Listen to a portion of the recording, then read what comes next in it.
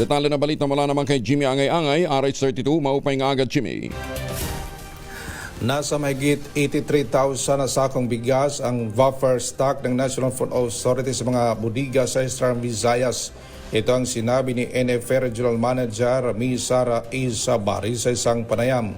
Kasama na dito ang 28,000 na sakong bigas at mahigit 86,000 na sakong palay.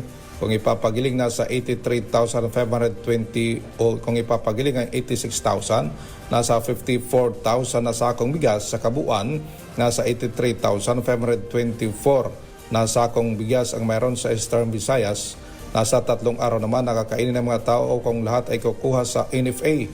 Lalabas lang ang mga bigas kung kakailanganin ng pamalaan gaya ng mga biktima ng kalamidad at iba pa.